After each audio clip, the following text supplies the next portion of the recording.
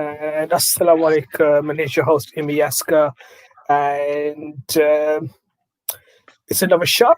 And the second T20, one that's completed. I've got a couple of guests today. Well, I did have a couple of guests today.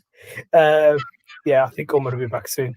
I've got Dr. Chowdhury and Umar again with me, and we'll be assessing or reviewing the second T20. Assalamu alaikum, Doctor. How you doing? Yeah, welcome, Sam. I was fine until about an hour ago. Now I'm not quite so good. I didn't see that coming, to be honest. Yeah. Assalamu alaikum, Muhammad. How you doing? Bit of the same, just like the doctor. I was all right. About 12 overs in, and then it's went. We got so many comments here, and they're already coming in. So I'm going to quickly go through the squads. The team, Pakistan, unchanged from the other day. So Babar, Fakr, Hafiz, Malik, Rizwan, Iftikhar, Imad, Shadab, Amir, Shaheen, and Haris Rauf. What we predicted the other day, we were saying that we didn't expect any changes, and it was the same, yeah. And England went in unchanged as well. So, sorry, that's the wrong one. For some reason, the England 11 is hiding on my list there. Yeah, so the England 11, Bairstow, Banton, Milan, Morgan, Billings, Ali, Gregory, Curran, Rashid, Jordan, and Saqib. Again, no one really, because it's an incomplete game, they were always going to go with the same 11. Any surprises? No, not for me. I mean, obviously, when you've got a range-shortened game like we had the other night, no one particularly failed. You're going to have the same team. So I expected it. Not that obviously, we spoke a lot about Malik and Hafiz last time, so we'll park that for now. But I think we all knew that there was going to be the same team today. Mm-hmm. So what we'll do is we'll go through some of the comments, and then we'll cover the game as and when. Assalamu alaikum. Okay, I'm gonna hide that. No swearing, guys. But what was that? Is that us or the comments? No, it was the comment. I didn't read it. I put it straight up, and there's a swear. Even though it was disguised, but still the swear. But not happy with the bowling, shall we say? Jimmy, I told you before to do these shows after Watershed. I thought no Hamza would be all right. I think Hafiz over Malik any day. But I'm going to look at this the team for before I go into these comments. Let's talk about the game first of all. So we had the 11. Pakistan were batting first. I actually missed the toss, so I don't know who won the toss. They did. England did. I thought so, but I actually missed the toss. I was driving at the time. And so Pakistan coming to bat, and Babar and Fakhr Zaman got us off to a flyer. And I was actually at one stage thinking, you know what? 190 should be a good score. And we got somewhere near that in the end. Though we part of me says we should have got higher, because after that start, we could have elevated a little bit more. But let's just cover the opening partnership first. Doctor, they were very good, weren't they? Yeah, they were. So I think we batted well at the start. I think we let them get away with quite a few bad balls. I think England's bowling performance today was really bad. Their weakness is their power play, their first power play bowling. So when they went to South Africa in the winter, South Africa were getting 65, 68, 68 in their power plays. We got 51 today.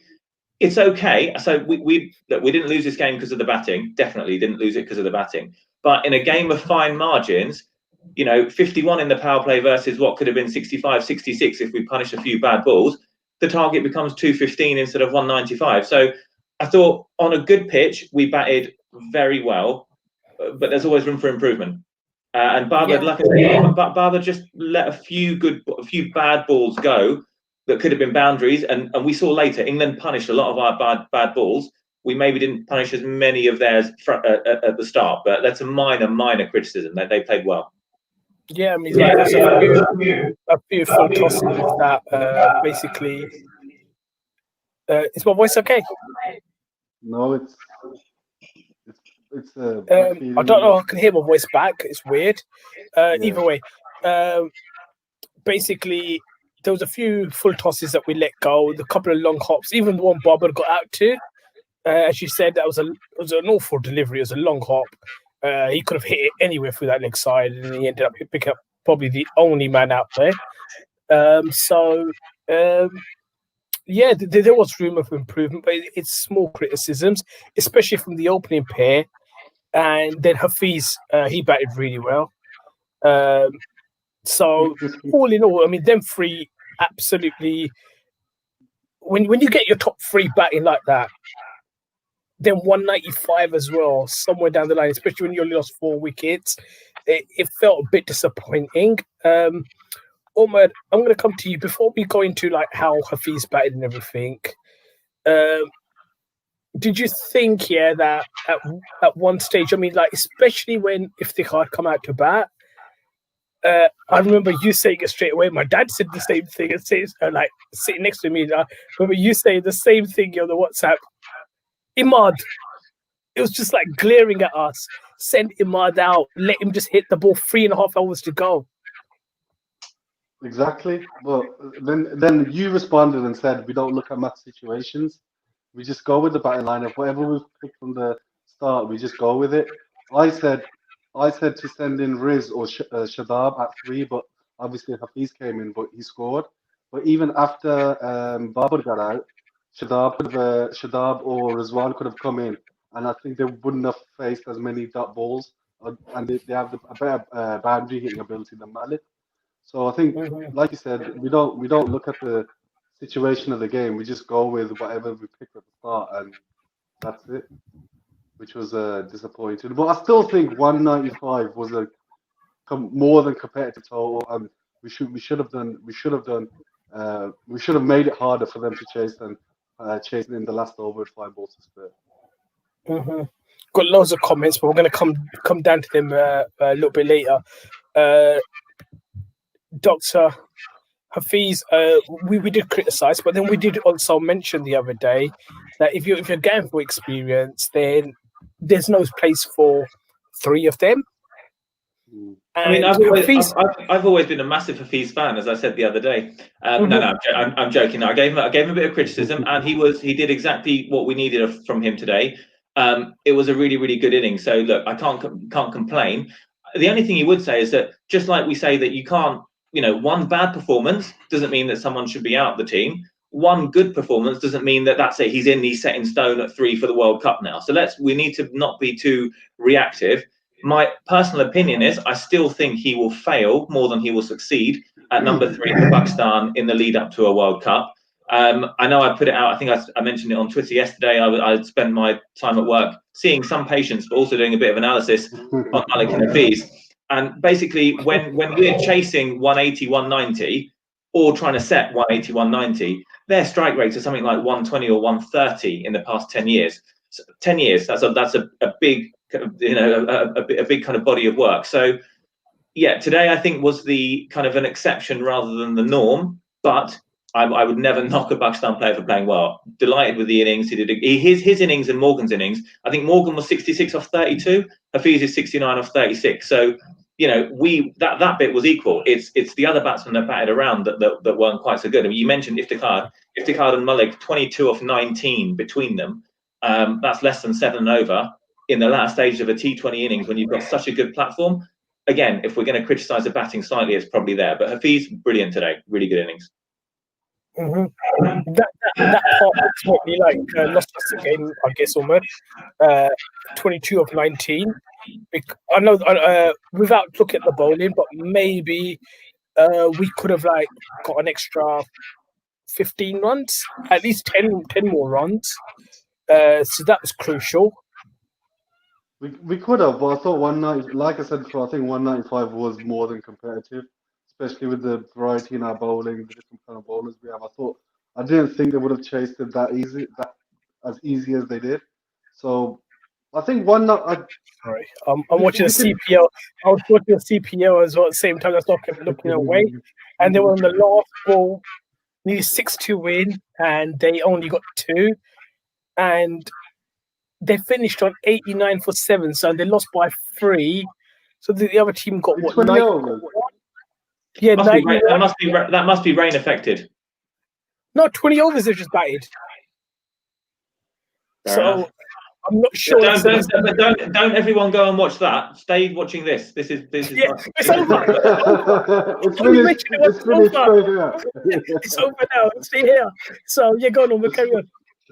Yeah, so obviously we can look at Iftihar and Malik and etc. But I think, like Doctor said, I don't think it's our batting to blame today. Obviously, individual performances, 22 of 19 or whatever between them.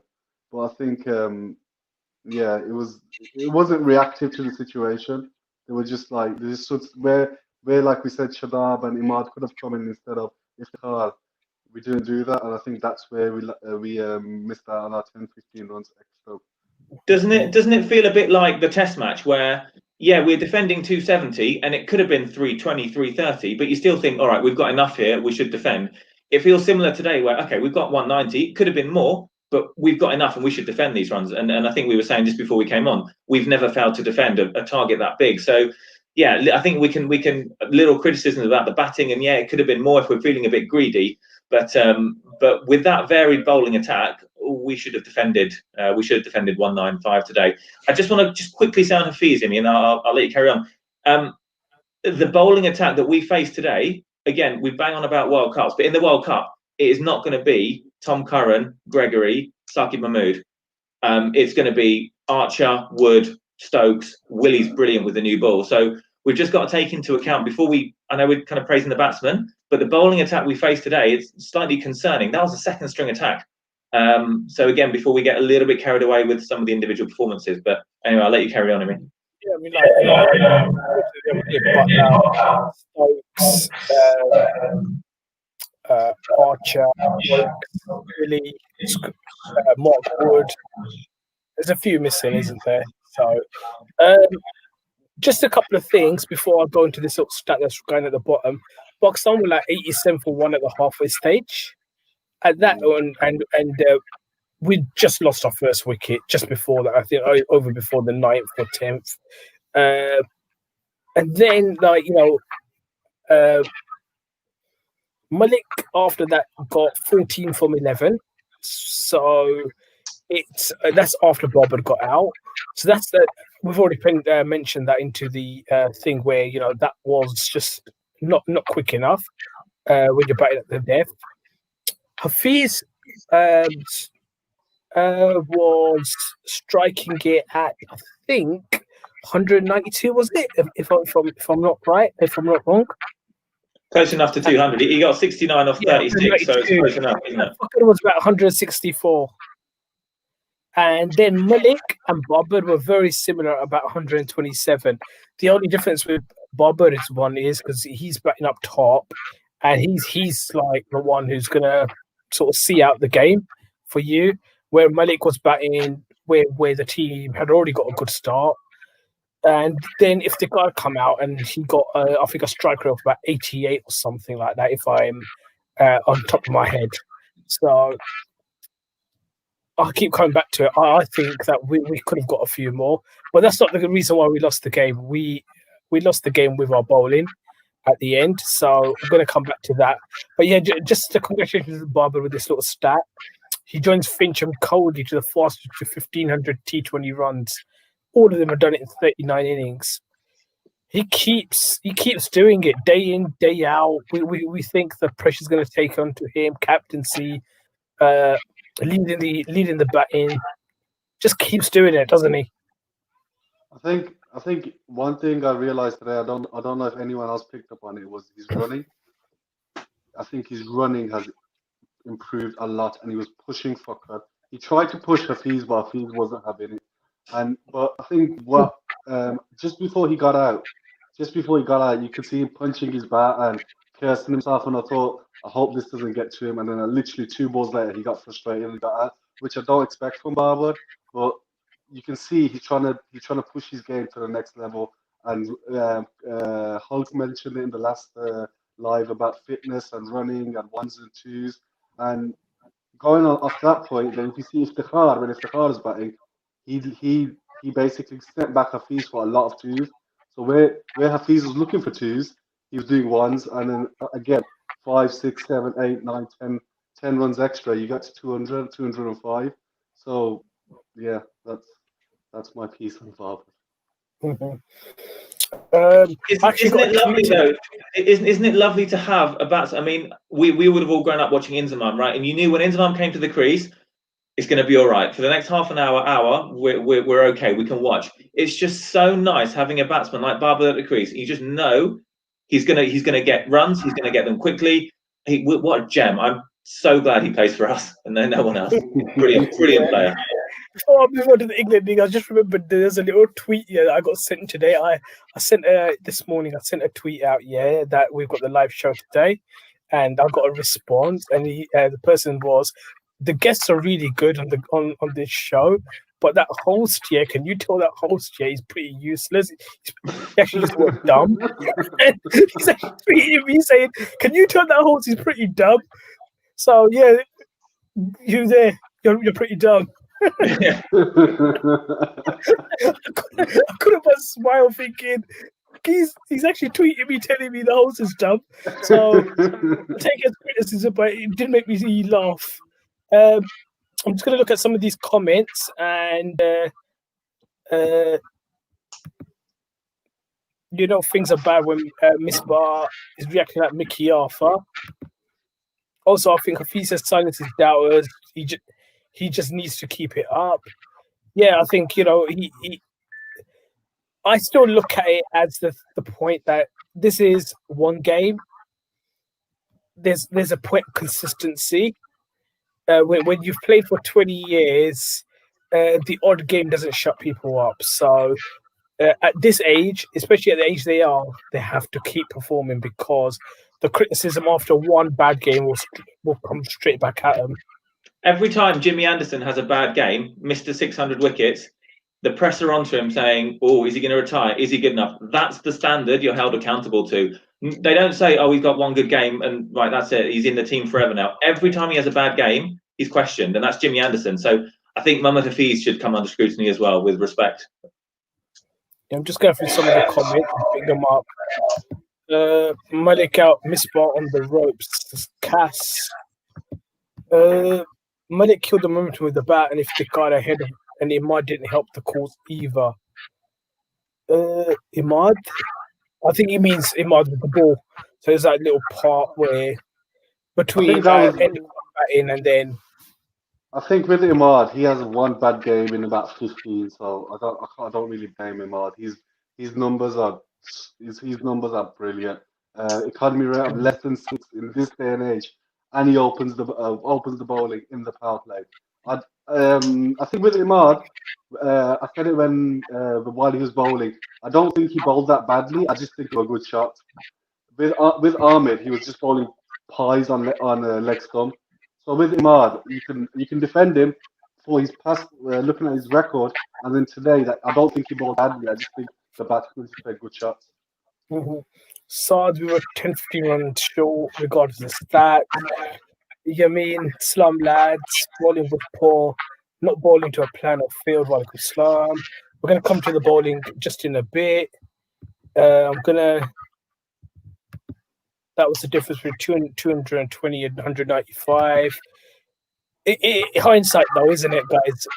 Because, normally we say, you know what, if we get 160, we'll defend it most games. So this is a unique experience. This is our highest runs that we have not defended in our history. So that's that. Bob in his times, he had half the team in his ear, and mostly with bad ideas. You know what? We're going to come back to that one, Yamin. You know why? That is a very interesting point, and that's something that we picked up earlier. Actually, tweeted it as well. There's loads of guys There's loads of comments. I'm just going to show one to Umar right now. Sure. So I'm going to come back to the rest of the comments. There's loads of them. So while we're talking, I'm just going to look through the comments and see which ones should go up. There's a few people swearing as well, which we're not going to be putting up. Well, to be fair, so were we about half an hour ago. So yeah, we're going to do the live show. So going to our bowling, I missed the first over again. I actually I came upstairs to use the toilet, and and then I got a bit tied up with other stuff upstairs, and I thought, let me go back downstairs. And by the time I went downstairs, I missed the first over. So, the first over. So actually, I made a little note of the first over because Imad bowled the first over. So they bowled Moeen Ali in the power play, and he went for 8. And we I think we got a boundary and milked him quite well. And we went with Imad, and he went for 3, which really kept the pressure. He really kept the pressure on. So it's not. It's I feel like again we should value Imad. Other teams try and bowl spinners in the power play and totally mess it up. We've got a reliable power play bowler. His next 2 overs went for 16 and 11, which, all right, fine. He didn't have a great day eventually. But Imad in the power play is one of our kind of trump cards. So, yeah, we started off okay, I think. Yeah, that's a strategy you take, though, isn't it? With a spinner bowling up front. Imad's very good normally. But, yeah, you're going to have, as I say, Eid's not every day. So you're going to get the odd game where he's not going to... it's not going to happen. And as Doctor just picked up, he only conceded 3 in the first over. So when I came down, I saw the first over had gone 3 runs, and I went to my dad. In my bowl, that he said, yeah. I said, okay. So I just sat down comfortably, thinking that was it must have been a good over. And I thought we had him in, even though Bairstow and Banton were batting well. I thought that our bowling wasn't too bad in the power play. I mean, with the field restriction, they were always going to hit out. The only criticism I would pick up was Muhammad Ahmed. Omar, you picked that up quite straightforward. There's too many slower balls. It looked like he was trying to, can we say, trying to bowl economically rather than looking to pick up wickets. That's not him, is it, though? No. So the first over he bowled. The first over went for 6 and a 4, and you're already on the back foot. So you're not going to look to get wickets, are you? And when you get hit for 6, you're just going to look for minimal damage. Then the second over he bowled, it was a 4 of the first 4, and then they just milked him for the rest of the over. I'm a big Ahmed fan. It hurts me to say this, but I don't see much for Ahmed in the near future, to be honest. I'm a big Ahmed fan. I'm a big advocate of him. I've backed him as much as I've backed anyone else, but I think I don't know. It looks like he's lost his zip. He's lost his zest. I feel like he hit the top heights in the Champions Trophy, and I think that's as good as it's going to get for Ahmed. Omar, do you think maybe he can? I mean, obviously he pulled up with an injury, so he only bowled 2 overs, I think, for 25 altogether. Do you think is it too much of an excuse to say maybe he was carrying an injury? I don't know, and it just got worse in the game. I don't know, making excuses for it.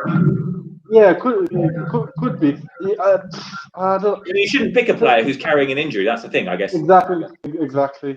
So we can't say, but just looking at him, the way he bowls, I don't know. Unless they swap roles, so Shaheen bowls in the middle, and Ahmed bowls with the new ball. Maybe he's better off doing that way. But then I want to go into Shaheen. Should he even be playing after 3 back-to-back Test matches where he's bowled close to 100, 110 overs? Because we did mention it with the live with Tanzil that we didn't think Naseem or Shaheen would play because of the workload they've had. But then obviously that's a different. We could come back to that. I think Shaheen was. I think he showed a bit of that tiredness today as well. Yeah. I did. It looked like, you know what, this has been a long tour, and I'm done with it right now. So it might be a chance, to get. I think Ahmed won't play either. So it might be a chance to just give Wahab and Hasnain a go. Just give him a go, I guess. Nothing to lose. It's been a long tour. Yamin Vakar needs to be pulled out. What's he doing with them? Everyone knows you need to test Morgan with short bowling. Nothing today. Just before we go into Morgan, So we've got this opening partnership going, and then Shadab comes onto bowl straight after the 6 overs are finished. And the first thing that I thought as soon as Shadab come onto bowl was he might go for a few runs. But here we are. We've got a chance here now to get a wicket. Straight away, you got 2. Could have had a third. Umpires call. It Umpires. sort of changed the game, didn't it, Doctor? How many umpires calls have we had against us? In the last test, it was Barber and Sean. There's been a few the other way when we've been bowling. This game, it's umpires call every single time for us, and we always. To be fair, I think we got one with Banton today. But then Banton's one looked more plumber than. Oh, that looked out, though. That looked very out. That just looked dead. It wasn't doing anything. But umpires call has screwed us. Umpires call and rain. They've been our 2 nemesis on the series. Every time we're on top, it's either umpires call or the rain starts coming down. That umpire's call, Doctor. If it goes in our way, and the umpire gives him, Morgan goes for a duck. 60 for 3. I think we win that comfortably, don't we? Yeah, I think we win the game. I mean, it's probably too simplistic to say just one guy won it for them, because obviously Milan played well, and you don't know, maybe the other batsmen would have played differently. I don't know if Moeen would have come in and played the ridiculously stupid innings he did if he knew he had more responsibility on him. So it's difficult to know how the game would have gone. But Morgan is a big part of their batting, and we saw it actually in the last game. When Morgan got out, they then lost 2 or 3 quite quickly after that. Obviously, he's a captain. He's a big player for them. So who knows? But I think it would have made... they wouldn't have won with 2 overs to spare or whatever it was in the end if we'd got Morgan quickly. And to be honest, that was another one that looked... To me, it looked out when Shadab is bowling leg spin and it's turning into Morgan and it's hitting him on the pad right in front. To me, it looked out. I'm very surprised it wasn't given out. But then maybe we shouldn't be surprised with the summer we've had of umpiring. Yeah, so that's that. Sorry, guys, if I'm echoing. I've just put the laptop back down. That might actually help it. I don't know why it keeps happening on my end. I've ordered new headphones, so hopefully that should help. Actually, can't hear my echo anymore now once I put the laptop down. So that might be the reason why. Just going to go through some of the comments because we know now we've gone through most of the game. Morgan looked plumb to Shadab, by the way. These umpires, man. Exactly what we just said. It felt so frustrating. Saying that, though, just again, saying that, he's a brilliant player. Him and Milan, although they may have got a bit of luck today, but Milan played some brilliant shots later in his innings. He looked a bit scratchy at the start. But Morgan he's excellent. And then some of his shots were unreal. We could have got 200 templates if we can't hit a few, but 100 should be defended at the very least. Should have been put under pressure. There was easy. Do you know what? Umar, there was a point. Yeah, if the Amir's gone off, so he's bowled 2. If the cards come on to bowl, he's bowled 2. And then basically Shadab, if I saw this correct, if I saw what actually happened correct, Shadab takes his jumper off, takes his cap off, he's got the ball in hand. Trey, when it comes over to Barber, says something, all of a sudden Shadab gives the ball back. If the card bowls a third over, which wasn't needed because the overs for Ahmed had already been used up, and that over went for 18. The next 5 went for what, 74? Yes, 74. So changing point in the game, wasn't it? That was a point where what Yamin just put through to us. If I can find it, that is because there's so many comments. If I can see it. Omar, did you pick up on that in the live game? I have to be honest, I didn't pick up on the fact that Shadab was so ready. Didn't you see it? They had the camera on him for about a good couple of minutes, and then you can see Shadab saying, "Oh, basically, it's up to you." I think either obviously it was to Barber. You could clearly see him saying, "Oh, it's up to you. I'm ready to bowl." And then I think Malik came over and they had a little conference, and obviously Malik said to Barber, "Stick on Iftikhar, which, like we said, wasn't needed. After 3 or 4 overs went really tight. I think they scored about 4 overs, maybe 20 odd. I Iftikhar can't got see two the tight comment right overs. now. I can't see the comment, but yeah, I saw it. As the first thing I thought, as soon as this happened, and I think Yamin just made a comment. Yeah, there's too many people in Barber's head, and we're saying that he needs experience around him, but too much experience sometimes could be too much because he's got too many people in his head telling him too many things. And obviously, he's got Misbah from the coaching side. He'll have Shoaib Malik on the field. Rizwan will be telling him something else as a keeper. The bowler will be saying that I want this. It's probably too much for him to take in. But that moment sort of hit me, and I was just like, you know what? We've actually lost the game at that point. I'm not saying that Shadab would have like won us the game in that over. It might have still gone wrong, but it was a glaring mistake. He was bowling, like, obviously Shadab was bowling. It was a good period of play for us. So it was about, like I said, it was about 3 or 4 overs. They were going less than 6 and over. Iftikhar didn't need to bowl, and as soon as he picked up the ball, I thought this is either going to go one way or another, and it went England's way, obviously. And they didn't look back after that. Mm-hmm. It's a difficult balance, isn't it? Because I think if we were watching and none of the seniors were helping Barbad or saying anything, we'd say typical selfish seniors, just worried about themselves and the team, don't want to help Barbad. Malik was a young captain himself; he should know what it's like, etc., etc. And then, of course, it goes the other way, and you think there's too many in the ear. I don't know. I mean, I don't know what kind of personality Barbad is. Do you think obviously there's very much a seniority culture in our cricket anyway. Do you think Barbad welcomes it? Do you think he wants? I think what I saw, so a few months ago, this is going to digress now. A few months ago, I saw a interview on YouTube. You may have seen during the World Cup, they used to do this with Wasim Akram, the chai. He used to drink the chai. Anyway, Safraz was on there. And then Safraz was saying that Barber is always to stand that slip and he said, tell me to calm down. And then when Barber's come on, he's pulling his hair out himself. So it seems like he seems like quiet, but he does carry his heart on his sleeve. But then obviously Malik and Hafiz. One thing I did pick up on, actually, let me just digress again. Hafiz was nowhere near these meetings. I don't know if anybody else picked up on that. Yeah. Hafiz was nowhere near.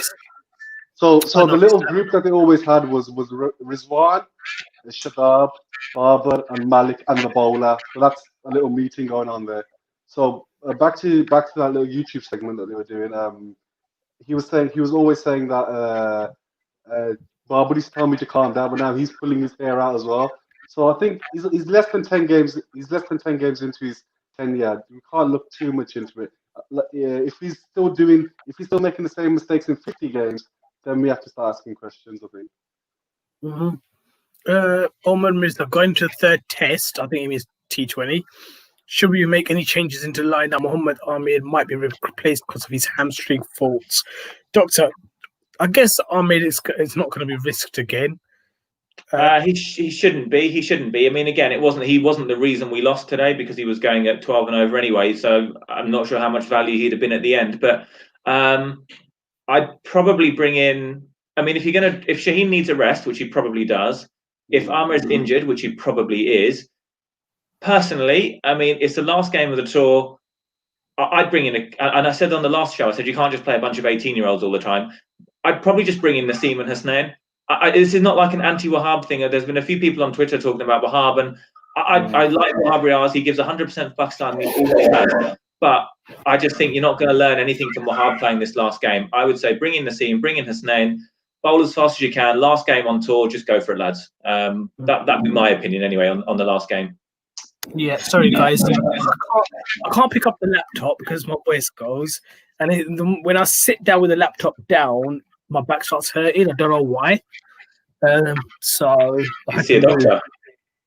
Yeah, I might go in the green room. In the green room later today. What's the deal with Ahmed? No pace. Sorry, has he become the new Abbas? No pace whatsoever.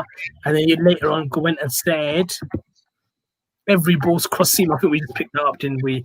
I wasn't impressed with that. I thought Ahmed's a better bowler than trying to just ball I think if he's crossing. gonna bowl, I think if he's gonna bowl, they should just bowl him with the new ball. Because even if he's not bowling full tip, Ahmed's still got the tag of Ahmed. So batsmen Mhm. may be a little bit more wary to go after him. So even that way, even if he isn't bowling well, batsmen will be wary and he could maybe go for let's say 2 overs for 10, and that's a great start. 2 overs for 12 at the start of the innings, and then bring him on in the middle. But like I said before, I don't think he's got that zest anymore. I think his mind's elsewhere, especially after retiring from Test cricket. I think he just wants to play leagues and make some money and then do what he has to do, fade away into the sunset. Don, another series gone again. Misbah's record isn't getting any better either as a selector of culture, whatever roles he's in. Shaz B10. Imran, please tell me what does Misbah see in Malik? I see your tweets and I'm frustrated like you seeing guys' name consistently. I don't know. I don't know. On Twitter, things might come out a little bit like basically the way you don't actually mean them. So there's nothing personal with me and Malik. I've got nothing personal against him. And once you're picked in the 11, and once you cross that boundary rope and you're in that circle, I would never cheer a player doing badly. I'd always want them to do well. So that's one thing.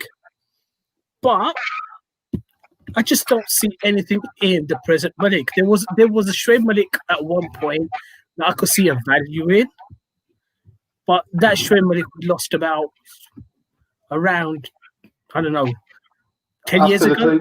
After the 2009 World Cup, he performed Yeah, well. we lost that Shoaib Malik Nothing many after that. years ago, and I don't see the benefit of him. I don't know if this is Misbah. I don't know if this is what's it called, Bobber. But I'm at the point where I'm getting very, very frustrated. Just seeing the same names, especially when you see the point that people make that you've got. The point that people used to make was you didn't have any bench strength. Who'd you bring in? Was the first question. Well, they pushed these Shah and had already on the bench right now. Why are we not trying them? I don't care. So, Imi, I did my little research. So yesterday's shift at work was Malik Hafiz's research. Okay, so today's shift at work, in looking at all their records, I saw all these random players that have just played for us over the years. That I thought, hold on, where did he go? So Snelly, right? He played 2 T20s. If we're talking about bench strength, okay, so Snelly played 2 T20s against Bangladesh in January. He got 36 and none, 2 games. Mm-hmm. Why is he nowhere near the squad? So he got 2 games.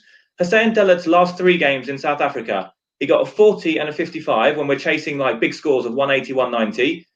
So he's striking up quicker than Malik and Hafiz. 3 games he played. His last 3 games, start of last year. Where's he gone? Khushdin Shah got 1 game against Australia in 2019, and we haven't seen him again. He's in this squad, but he's not playing. So there's no like consistency in selection at all for some of these players. There is for some players. So I don't get it at all. So it's not Misbah's fault. I'm not saying it's all Misbah. I'm not saying it's all Wasim Khan. I don't know whose fault it is. But we kind of bring in these random players. They play for 3 or 4 games. Some of them do okay. Some of them do not so well. And then we just don't see them again. Like, can anyone explain that? No. It doesn't make sense to me. The only way I smiled, because Hamza, who comes on the show, I think it was on the show the other day, is such a big Hussein Delat fan. Yes. I thought, the moment his stats was to come out, if he's actually watching right now, he'll be like dancing in his house right now. The thing is, with Hussein Delat, he actually performed and then he got dropped. And we never heard from him again. Like Doctor said, we haven't heard from him since he played in South Africa, and he just got dropped mysteriously, and then that's it. You never hear from him again. The joys, eh? Yeah, Malik Asim. I can say what's up. Alhamdulillah. So good they named him twice. JJ Um, Akacha. yeah, who was it? Jemba Jemba? No, United? JJ Akacha. Well, it was No, JJ Akacha, the original, there was wasn't it? a United midfielder called Jemba Jemba. That's what his name He, was, Jemba that Jemba. was he was bought in the Cleberson summer, wasn't he? So we got Jemba Jemba, Cleberson, David Bellion, and then some guy called Ronaldo, and one of them turned out to be all right that summer. Yeah, the rest were like, Bellion. yeah, Yeah. he was atrocious as well. And then this guy's name was Jemba Jemba, and like the joke was like he's so bad, his parents named him twice. He could not pass. Yeah, let's move on. The coach selectors for the past 10 years have picked Malik, so it's not going to make difference if there's a change at the top, but Malik is still selected. I think we picked up on this the other day, and we said it's not exactly the player's fault because it should be out of their hands. This whole decision making should be out of their hands. Getting picked in the squad, getting picked in the team, etc., etc. And it's an endless cycle that keeps happening with Pakistan cricket. It's something that we're going to discuss. Has anyone seen any recent interviews in Misbah? So when he first came into the job and we lost I think it was a T20 series at home to Sri Lanka. Was it the 3-0? We lost to Sri Lanka, didn't we? Yeah. And he gave quite a few, I think the kids use the phrase salty, right? He gave quite a few salty interviews about team selection and things like that. I haven't heard much from Misbah. Has he? I don't know if you guys have seen many interviews with him about team selection, Malik, Hafiz, seniority stuff. Has there been much? I think, and I've seen a few press conferences, but then it's the same scripted stuff. Oh, you need experience, blah blah blah. He hasn't really gone out his way to put them. I wouldn't say put them down, but criticize them. It's just the same scripted stuff. Oh, you need experience in the side. Young boys need help. Blah blah blah blah. All the usual stuff. he hasn't been that active on the dressing room as well. Today, you could see his emotions, Yeah. but during the Test series, we saw more of Yunus Khan. The sort of Misbah. He wasn't exactly out there, sort of like throwing the instructions out. So I don't know. Zakaria, Shaheen Amir, Iftikhar bowled really bad. Mobs, let's just hope we lose another and hope we get rid of Malik, Iftikhar, Amir, and Misbah. You see, there's this part of me that no matter what it is, I can never pray the team loses. I can't do it.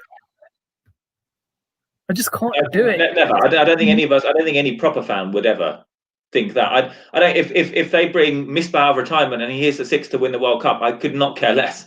As long as Pakistan wins. So yeah, you never hope we lose. I guess you just think. I was watching that Hafiz innings today, thinking, this is going to buy him a lot more time in the team, probably, and it probably isn't good for us long term. But then your thoughts just go back to today's game, and you think, right, well, let's just win today. Yeah. Mm-hmm. I see where Mubs is coming from. Like sometimes you feel that way that it's lost for a long term game,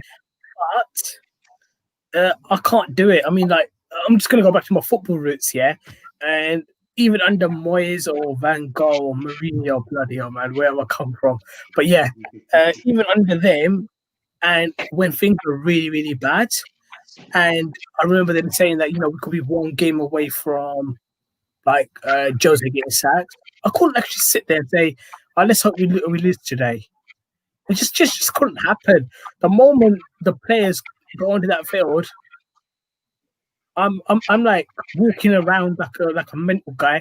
I do as much running as the players do. Yeah, I do it in my living room. So I'm literally kicking every ball for him half the time.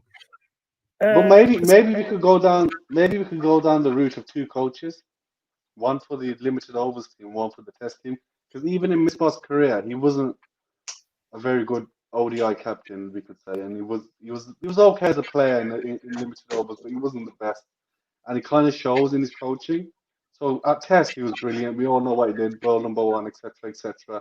To be honest, we didn't play that badly in the test series. I thought we were competitive for large parts of the series, and that does show the Misbah effect, we could say. But then for the one day and the 2020s, maybe we could get a different coach. But at the moment, Misbah's got every role under the sun, hasn't he? Selector, physio, uh, you name it. He's got every role under the sun, so could be alright. Zachary, England tried that, didn't they? They tried that when they had Giles, I think, was the one-day coach, and it could have been, might have been Peter Moores. I can't remember who their test coach was back then. Just before Trevor Bayliss. Yeah, exactly. And there were times, I think there were times when there was a bit of conflict, and you can imagine just times that by 100 in Pakistan, where sometimes it felt like the test team was taking priority, the one-day players were rested, maybe not to Giles's liking. I don't know if something like, I think in principle it's probably a good idea, because I agree with you. I don't think Misbah is going to be the best ODI T20 coach, but in practice, I don't know if Pakistan could make that work just simply because of egos. I don't know. It depends on the personalities involved. I mean, Ashley Giles is a pretty sedate guy, and even then it kind of didn't seem to work. I don't know. Yeah, because then the thing is, then they had Trevor Bayliss, and he was all about the one-day stuff, wasn't he? And that kind of affected Root's game in the test matches, and so I don't know. I think it's something that needs to be looked at. How long does Misbah, in essence, fail and still keeps a job? So how long do we give him for the World Cup? Zachary, Pakistan's going to lose when the win viz is 86%. You know what? Didn't I tweet that? And Doctor said to me, "Don't, please don't." Part of me that said, "Shit," and then I should have swore. But then there's a part of me that said, "Oh, have they just?" You're not going to get paid now, mate, for the views. You swore you ain't going to get paid for the views now. You swear on YouTube you don't get paid. Yeah, so I get paid anyhow, so that's just the case. Like, as soon as I saw it, I was like, is this like just a repeat? Are we going to see exactly the same thing again? And with T20 cricket, all it takes is one partnership. So like anything like a win-viz, it becomes pretty useless, because all it takes is one little partnership. Who watched the CPO yesterday? Pollard. I watched bits of it. 50 off for 5 or 50 off for 6, and then he come out and just 6 after 6 after 6, and he won the game. It just shows, like, in T20 cricket, one player is enough to take the whole game away from you.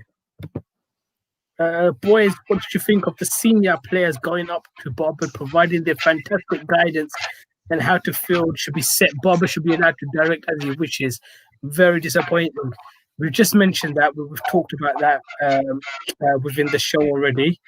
So I'm just going to say very quickly, I made a point the other day about Mickey and how things might be different if Mickey Arthur was still our coach. Mickey loves Babar. He still talks about him like he's his kid or something. I get the impression, especially Mickey being old school South African, I don't think he'd stand for as much of it, perhaps as much as we saw today. I think he'd say, you lot buzz off. He's my captain. Let him make the decision. Let him fail and let him learn.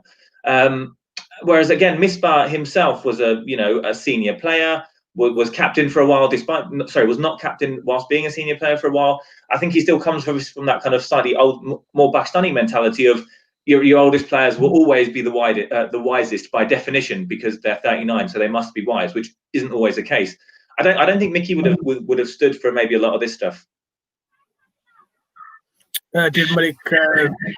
Yes, he did. Almost said we had too many captains. Yes, again, that's been picked up quite a few times. Did anyone else pick up Shoaib Malik's fielding? I did.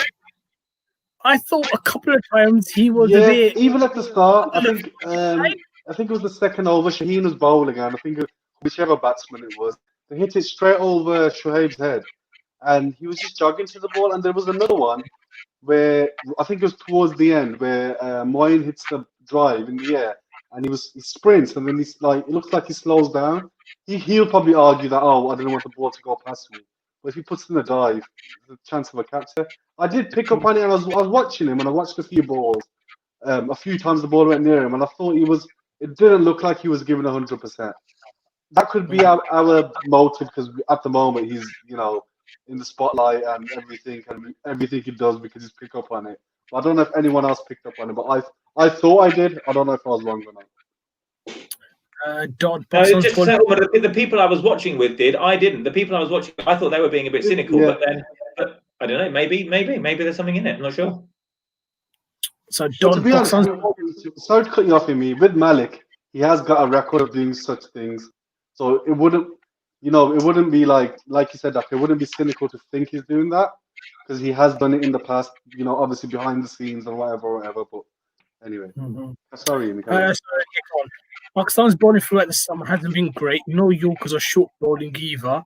I sort of agree, but there's a part today where Haris bowled a very good over when he's bowling Yorkers, and it was very much what we sort of used to see with the last person that used to do is Umar Gul. But short bowling, yeah, I agree. Especially today, if Morgan has a weakness, if he has one, it's probably against that short ball, and you could test him a bit more with it. We didn't try. Number two, did we even have the bowlers to actually even do that? Because I'm not sure we had the out and out express pace fast bowler to go and do that. I don't think Shaheen looked fully with it, and Haris today was 90-91. If anyone was going to do it, maybe Haris might have. Yeah, I was just going to say that. I was just going to same thing. Harris, he was bowling these brilliant Yorkers, and then I think he was bowling these great Yorkers, and he pulls fine leg up and bowls a short one. And I'm like, what are you doing? Like, you're bowling these great Yorkers, no need to bowl the short balls, and the Billings just lap sweeps it over four right at the end. A bit of obviously inexperience, but yeah. Lads, what's your opinion on these coaches that come with the team? Seems like it's not bringing in the team whatsoever. Because it's been tried and tested. I think we mentioned this in the last show that it looked very good on paper. Misbah, Yunus, Vakar, and Mushi, but maybe it's too many big names, too many egos, and sometimes maybe just specialists. People with less reputation who just get on with the instructions set by the head coach might be a better idea going in the future. I think we might have gone a bit too deep into like big names.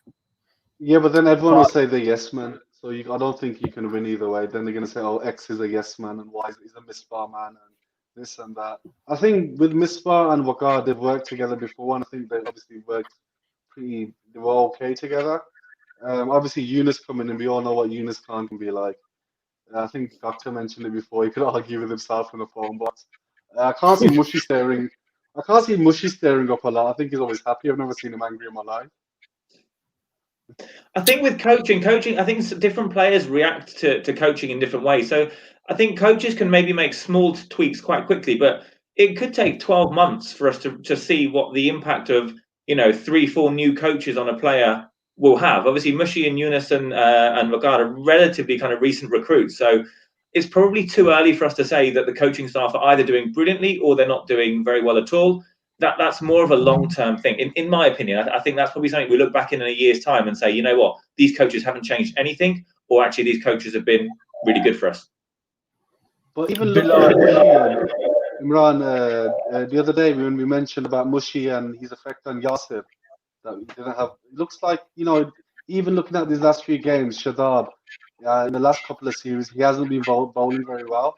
And if you look at, you can see that some sort of, import with Shadab as well. And Shadab's bowling, in the last 2 games especially, he's bowled very well. And then looking at Yasir in the Test series, obviously Yasir always got his flaws. But I think he's, from the Yasir we saw in the Bangladesh Sri Lanka series in the Test matches, where he couldn't even buy a wicket, to what we saw in Old Trafford and parts of the second and parts of the third Test. I think Mushi's having a positive effect on spinners at least. Bilal Nur Muhammad, Hafiz calls Babar's wicket over before from Rashid, slapped full toss for a single, and the over that Babar got out, Hafiz had 2 full tosses that he got 2 runs from. Pressure build a piled on Babar. To be honest, I can't remember that much in detail right now, so that probably passed me by. But again, Hafiz batted quite well. But yeah, there was that time when Bobber got out. We did get bogged down, say, for an over or so just before then, and Bobber himself as well.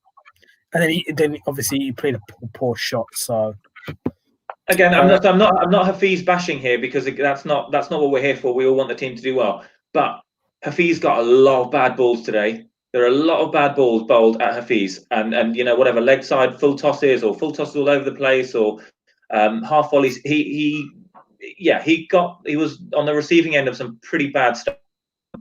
So yeah, that's all I'll say. I'm not going to keep going on about that innings because 69 off 36, I couldn't do it, so I'm not going to badmouth him. But anyway, I've said it. Move on. No matter what he scored, we would have got 220 if Bobber stayed longer. So Fucker threw it away just when he looked like getting it himself in.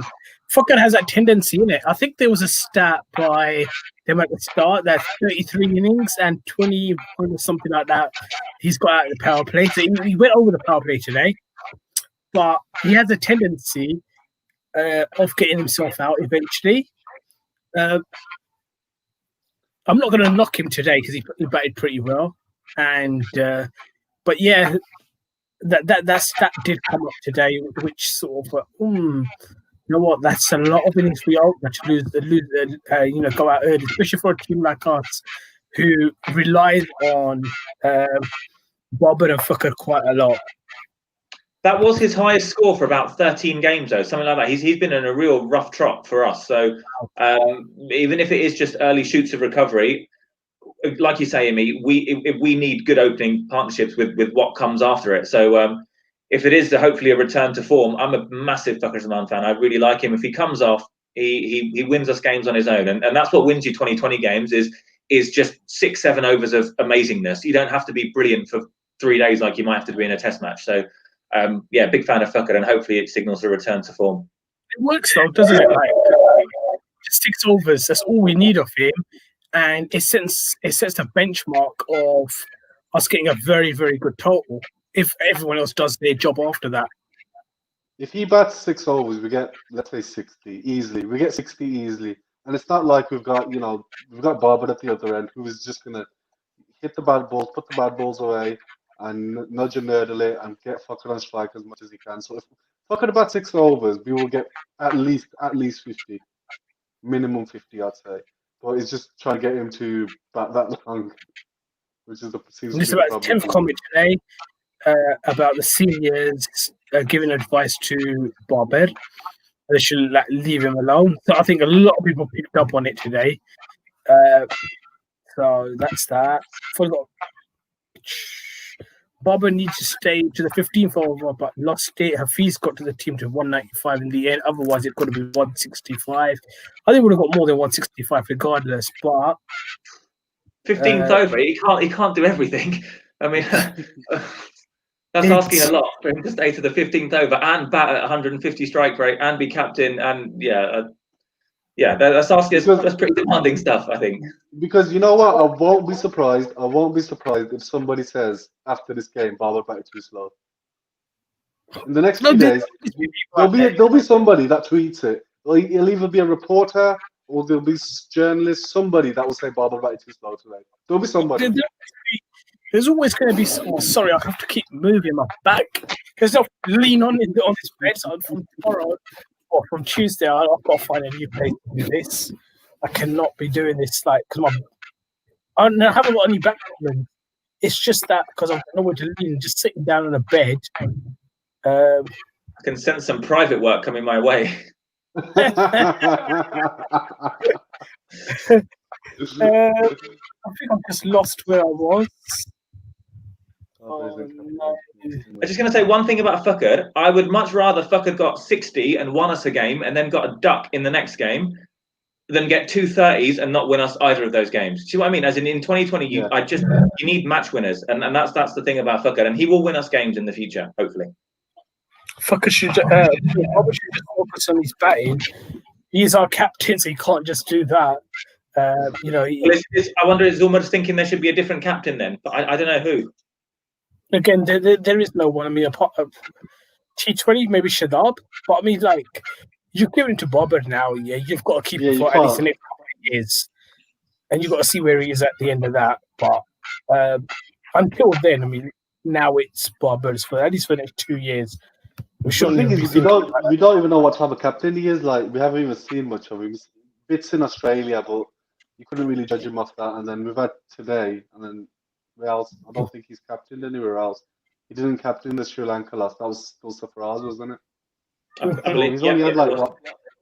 what 5, 6 games. Like I think, like I said before, if he's still making similar mistakes after 50 games, then you're like, okay, Baba, concentrate on your batting and let's give it to that. somebody else. But let's see. Trying to finish off now. I have given up on the Pakistan management. Should have done really well up to the up the order in PSL, but they're not letting him play. He should have come in at 3 and 4 instead of Malik. Shadab should be batting up the order. I think we've all discussed that. And one thing about Shadab, I don't know if you guys have seen that or noticed it, or all the people watching, but there's a different Shadab I'm seeing in the last 2 days. Even in that test match, it's a more fiery character. He's pumped up and he really wants it. And I it's think like he's taken all the criticism on board and said, you know what, I'm gonna prove everyone wrong. I'm gonna really, really prove everyone wrong right now. I think he's always had it. It's always been there. But I think when he had that little 12 months ish, 6, 8 months ish bad period, I think like you could tell he had a few spats in the media, like there was a few stuff going around in his personal life. I don't know if you guys picked up on it, and then it was just like you could tell that you're like, I hope he doesn't go Dustin Alleyway and ends up getting injured and then out of the team. But from what we've seen so far, I think what we always knew. He's a great player. He's going to be a great player for Pakistan. We just have to just you know look after him, mold him in the right way, and hopefully he'll achieve great things. Don't tell me that you take this one about Imad being given the captains. This is before Shadab, sorry, before Bobber. I was actually pro Imad as well at that stage. I thought just until like it was given Bobber the extra couple of years just to uh, play as a batsman and enjoy himself as a batsman. And I thought Imad was ready for the captaincy at the time. But obviously, with Bobber, Imad would have been an interesting shout, wouldn't he? Yeah, I can't. To be honest, I can't disagree. I can't disagree with that. He's from what we've seen of him as a captain, he's pretty good. He obviously, I think, so you need kind of certainly need two. Well, one main thing from your captain is that he needs to be assured of his place, because the last thing you want in any cricket team is a captain that's fearing for his own place. Obviously, with Baba, he is completely bulletproof now for the next 18 months, 2 years in terms of his place in the team. We're not dropping Baba anytime soon. Maybe with Imad, they're thinking, well, okay, if he's going to be in the T20 team and he's going to be picked in that format a lot, is he still maybe slightly in and out of the one-day team? And maybe they just wanted one captain for T20 and 50-over cricket. Imad's place in the team, I think in 50-over cricket is probably not as secure as it is in T20 cricket. But other than that, no, I think it is a good shout. Like we said a moment ago, it's probably too late now. He'll probably get it in 2 years' time when Barber fails and falls out with everyone. Allah Nakare, of course, but you never know. One thing you do know about Pakistan's dressing room is that at one point, pretty much all of them will be captain at some stage. So Imad's time will come around eventually, I'm sure. I'll take the next one. I'll take this next one. I don't know what it is. Malik's PR game is strong. He organises Pakistan Sports Awards, gets along with all the players. If you look at social media, you would think Malik is a legend. Yeah, there is the part of Malik that he knows how to. As I think we mentioned the other day on the show that he's always been quite good with the management and everything. He's always known how to keep it sweet. So yeah, I can see where you're coming from. And Umar, you're going to take this one. One thing is Malik is just one. Do you want to take this here, or do you want to go to his bedroom and take it? I'll go downstairs and we'll discuss it over roti. From a take ask the question. So I was like, do you want to take it here, or do you want to like? We'll do you wanna take it go over roti. over roti, yeah. What are your thoughts on half of England's bowlers? So, you know what? I can't read now. What are your thoughts on half of England players coming from overseas? Morgan is Irish, Archer is West Indian, Stokes is from New Zealand, Roy and Malan from South Africa. Who are England without them? I don't think we want to get into that. We'll get Nav on for that. We'll get Nav on for that. Let's just be happy that we live in such a multicultural and diverse society that these players from these backgrounds can play for England. We nicked Imad from Wales, otherwise he'd be playing for England or Wales. So, Pakistan have done it as well. But yeah, it's just one of those things, isn't it? I mean, I know England get a lot of stick, especially for the South African side of things, where they nick a lot of their players from there. But they take advantage of the rules, and it's not going to change anytime soon, is it? Yeah, I think Nav's pretty much on that one. He always mentions that, but United Nations, and yeah, as you said, you know what, Moeen, Saqib, and Adil were playing today for England. That gives our future generations, as British Pakistanis or British Asians, that gives them hope, and it also stops what our parents would have told us, that, oh, you know what, you've got no chance going through. The moment we went to the cricket field and we thought, you know what, let's play properly, the first thing that you hear from Asian parents was, you've got no chance, because, you know, it happens. My son gets that from his grandparents sometimes right now, but because he prefers playing football. It's like, what Asian footballers playing right now? You've got no chance. But, you know, there's always going to be, even in football, it's going to happen eventually. One's going to break through, it's going to open an avenue. So I'm not going to begrudge that. What's any influence from Misbah doesn't come out for post-match conferences if there's been a bad day, which is every day these days. I'm going to come up with a Misbah stat just as we're going to finish. I've seen something today. England have a diverse culture, and they've been known to pick the best out most of the time. And that's on that. And if the guard bowling was pointless, no need. You take that with Roti as well. Yeah, we'll discuss all that over Roti. Malik and Iftikhar. Tanzil, sorry to discuss, but where did Pakistan lose it? Not enough runs or poor bowling? If you had to pick up on one, which one would you do? Poor bowling. Poor bowling.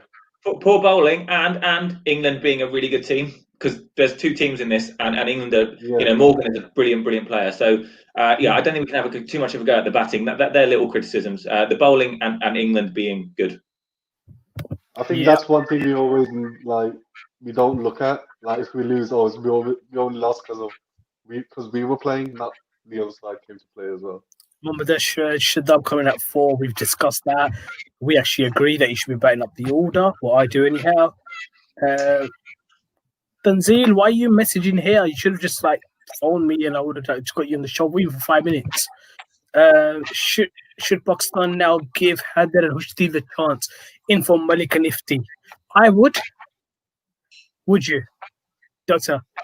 Play the kid. I tell you, last game of the tour, it's like the last day of school when you turn up wearing whatever you like. Just play the kids. Tasnain, Naseem, Kushdil, Haider, get all the kids in. And you know what? Just generally, I won't digress too much, but in general, right?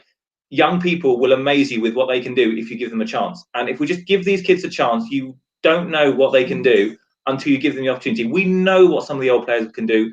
We don't know what these lads can do for us. Give them a chance, and some of them will amaze you. Some of them will disappoint you tremendously, no doubt. But some of them will amaze you, and you'll pick up a couple of gems ready for a World Cup in a year's time. So that's what I would do. Tanzil, Jim Bob needs to lead his hands in the block. We need. Yeah, I think we've discussed that. I think Tanzil and the Braves are having a discussion. Good. Tanzil as well. He saw 4 captains out there today, so that would be Babar, Malik, Rizwan, probably Misbah, Yunus, Vakar, Mushi. It's one of them. It's one of them. Oh, Even his first presser, even his name captain, he was talking about getting experience and around the wrong mindset. He should be looking to bring his own style and stamp his own authority.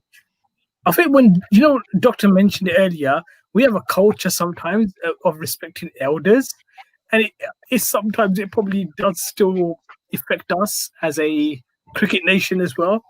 That you think, oh, you know what, this guy's my older. When I come through, he looked after me. I got to look after him. Not many think like Imran Khan, who like he come through and he said, you might be my older brother, first cousin, but that you go. And then who else was it? So that was Majid, and there was someone else as well, though, who was in the team at the time, senior player. It'll come to me later. Before my time, so I'm not. Yeah, more before your time. It was before my time as well. How are you all going to celebrate when Malik is finally dropped permanently? Ooh. I'm telling you, you know what? So mostly for everyone. You can have some more say. I don't know, Doctor, what you're going to do. Well, so Malik's going to get dropped when he wins the World Cup in India next year, and he's going to go out on a high, and then he's going to drop himself from the team and say, that's it, my work is done. 27 years or whatever it is of serving Pakistan cricket, I'm done. So we're going to celebrate with a World Cup win. That's how we're going to celebrate. Okay. Right, you know how I'm going to celebrate? There's a video of me, on this private WhatsApp group, dancing. Yes. that is waiting to go viral from you guys, right? Put it this way, I'll do it live. Not to be missed, Doctor. Not to be missed. I'm intrigued by this. So I got pushed on the dance floor, I was dancing, and my cousin pushed. He decided, pushed. That part's a lie. And my other cousin, who's on the Stani army side, and basically got his phone out and he started filming it and he's put it up on there. So he's exposed me dancing basically, and I'm pretty awful. Michael Jackson's got nothing on you. I don't know what I was doing. It's the back. If the back didn't give you trouble, you'd be fine. Yeah. Shane was quick today, 91. I don't know. Shane looked tired to me. It was quicker. It was quicker going off the bat today as well than 91. Unfortunately for Shaheen, but it's an off day. He's not. So we don't need to worry about Shaheen. Right, we're trying to finish off now. The last few comments, and that's it. Don with his teams of Fakar Babar, Hafiz, Hadad, Imad, Shadab, Rizwan, Wahab, Rauf, Hasnan, and Naseem. He's gone with pretty pacey 11. Playing at where are we playing this? Headingley or something? 3, 4, 5, 6, 7, 8, 9, 10, 11. We've got 4. I mean, it's a very long tail. But if we got 190 odd with that, Header's going to come and score your runs. We're all right. Don't worry. Yeah, 89. The lack of tactical nous with the bowling has been disappointing throughout the summer. This is one thing the bowling coach can be judged by at least, and Vakar has been poor with no real strategies. That's by Osman. I've mentioned this just quickly. Go on. No, please. My point's different, so you can answer this, and I'll just mention something else afterwards. It's just. I mean, it's a point I've made before, but again, he's our bowling coach for the 4th time. So he was either amazing the first 3 times, and now we're desperate to have him back for a 4th go at it, or actually maybe Vakar wasn't a great bowling coach the 1st, or the 2nd, or the 3rd time, and maybe we need to look elsewhere for a bowling coach. That's what my very kind of logical head is saying. But anyway, go on. What I was going to say, another thing that anyone realizes, Morgan slowing down the pace of play. So when they were bowling, Pakistan were on top, and Morgan would just run to his bowler, have a little chat, slow everything down. And then when we were bowling, we were trying to, that little 3 or 4 over spell. It was quick, wasn't it? Really quick. We were bowling our overs, and it was flying out. Yeah, no, you're right. Yeah. I picked up on that. Yeah. And then Morgan just slowed everything down, pretend to do a bit of gardening. Then Milana's doing the same.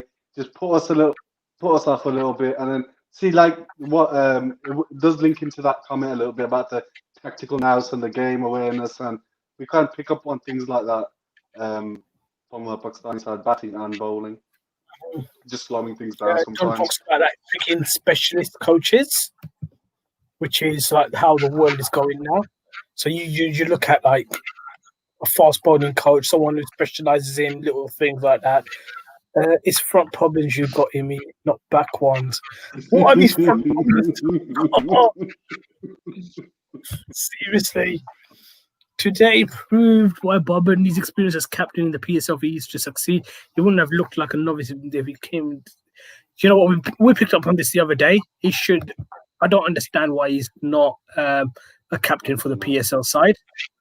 But then again, PSL are a franchise. They don't owe Pakistan cricket anything. They don't owe us to make green plays for us. Personally, I think Wahabri's 90 miles per hour reverse swing Yorkers would have made the difference. He has been one of the best T20 bowlers in recent times. Ahmed looked gassed out. That's Imran Khan. If that's the right Imran Khan I'm thinking about, he's a Zalmi fan as well, isn't he? So, and this one's for you, Umar. You discuss this over roti as well. I don't know. It just says D, so I don't know what he's doing there. Nor do I. I'm just going to try to pick up this stat that I got sent a little while ago, but there's been so many tweets since that I'm. What was it about? Here we are. It's a Misbah one, and it's by Abdullah, who was on our show during the test matches. And he said, lost the T20 series in Australia, lost the test series in Australia, lost the test series in England, losing the test series in England. Islamabad United have had a stinker in the PSL. The pressure is building on coach Misbah al-Haq. It's like... Don't forget Sri Lanka. Sri Lanka beat us 3-0, didn't they, in T20s back home? Yes. Yeah, it did? Yeah. Oh, yeah, that was under Misbah as well. When Akmal got 2 ducks and Shazad and all that. Did that actually happen? Well, it's how long do you give him? That was his first series, wasn't it? That was his first series, wasn't it? And that's the one that he brought Shazad and Umar Akmal back.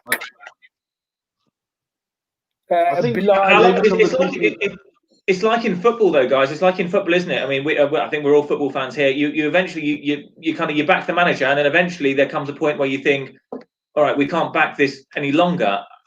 I don't feel like he's been in charge long enough just yet for heads to start rolling, because all you do is just reset the process again. It takes the next guy another 18 months to get it sorted. But I think he'll be under no illusions that these results need to start turning around, and not beating Zimbabwe 3-0 in October and everyone getting centuries. But we've got this New Zealand tour. We lost there under Mickey. So if we've made progress, we'll do better. And if we've gone backwards, we'll get beaten just as badly as we did last time we went to New Zealand. So it'll be interesting to see what happens. I'm actually desperate to do a show where we can actually say like we won a game. Since like the first 4 days of this series, I'll be struggling. Like every show, I'll be like struggling to come on and say, you know what, it's been a good day today. It's been hard. Tuesday. It's gonna happen Tuesday. Bilal, Babar, Fakr, Hafiz, Haider, Hushtil, Shadab, Rizwan, Imad, Naseem, Hasnain, and Haris. That's probably the 11 that I would go with. So that's that. This is the last one, guys. Any more come through now? We're not going to take them. We'll take them on Tuesday after this. Misbah was cool, calm and collected on the pitch as a captain. I know someone else is cool, calm and collected as well. But the display he put on today, where his hand was concentrated in his hand, showing his frustration, isn't positive for players. He did look. He looked frustrated. He looked like it was affecting him. I'm going to finish this with the one last question to both of you. Do you see him as a coach, selector, and whatever else he is right now? All of them roles. after this series? Can you do all these roles together, Doctor?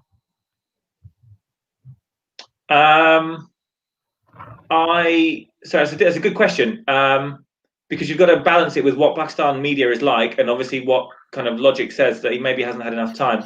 My prediction is I think he'll lose one of these roles. I think he'll probably stay as coach, and there was rumours about Shoaib Akhtar being on the selection committee or something like that, which would be, I know exactly. That would set us back 20 years, right? But anyway. Sorry? I saw a 1 minute. The knees, bleeding knees. I saw a 1 minute 20 seconds clip of him speaking to Zainab Abbas in an interview this week. In that 1 minute 20 seconds, he used the word Dileri 3 times. It's like, seriously, why? It's like everything about. So no, not sure. No, sorry, long answer. I think long answer from me. I think he'll lose one of these roles probably. I don't think that's necessarily a bad thing. I don't think your coach should be your selector, because I think it massively affects the relationships that players have with you if they know that this guy who's supposed to be helping me is also going to be deciding whether I'm in the team or not. Umar, I don't know about you. Probably a bit of the same. Wasim mentioned something earlier today about these 3 roles, saying that normally when you're injured, you got a niggle, you go to your coach and you say, I don't want to play. But when he's the selector, if I'd say that to him, I think it was the Ahmed, when Ahmed went off injured, if he's going to tell Mister that he's got a niggle, he's not going to pick him, is he? Because he's the selector as well. But then going a bit ahead of that, who's going to be your chief selector? If it's Shoaib Akhtar, then I'm going home. I think we need another 2 hours for that. Yeah. Amy, what do you reckon? I think he loses one job. Who gets it? I ain't got a clue. Who gtes it. What's Intikhab Alam doing these days? Is he free? Can he come and do it? There's not a Pakistan side without Intikhab Alam under management somewhere, is there? That would be interesting, isn't it? I don't know. Who have we got that actually know our youth, our domestic structure well enough? Basit Khan, who also has got some relatives in some pretty high places. Yeah, sure. But then again, that would be nepotism, wouldn't it? It'd be like, oh, you know what, you only got it because of his uncle. But you know what? That's a very, very good call. Probably one of the very few sane voices. So I don't know, but yeah, Bud is a great shout. I'm gonna say an unpopular one. Ramiz Raja. Isn't he the one who called a player that was from Karachi, a Bangladesh player in the PSL draft? Oh yeah. No, but you know why I say that? No, but he tries too hard on his commentary. So go on, tell us, go on. Yes, but there is rationale behind it. I was having this conversation with Hamza the other day.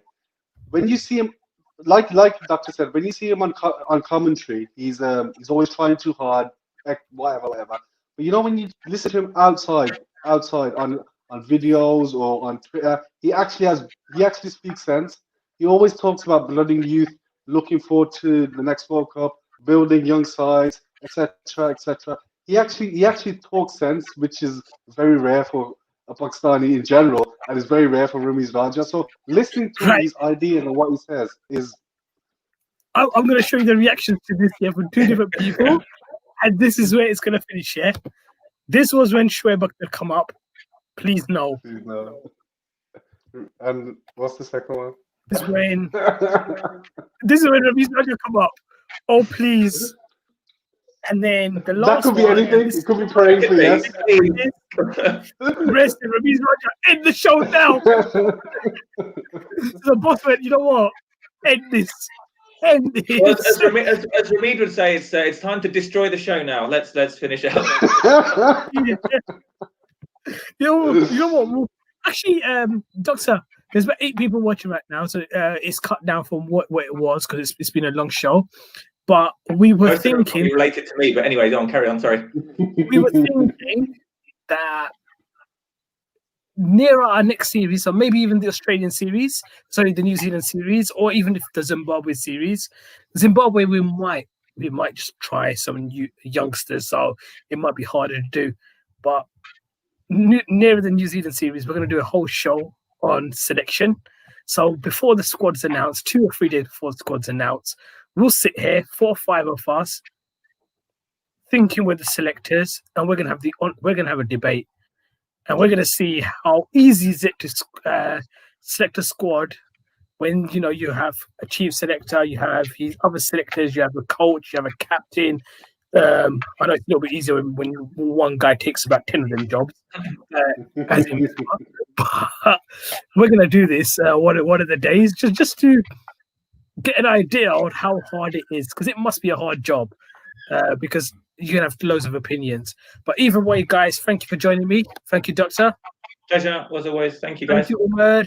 And thank you, everyone, for joining us. 1 hour, 25 minutes. That's the longest show we've done so far. But it was actually quite enjoyable. I'm not sure my missus is going to say the same thing. And Umar's gone. So thank you, everyone. Allah Hafiz. And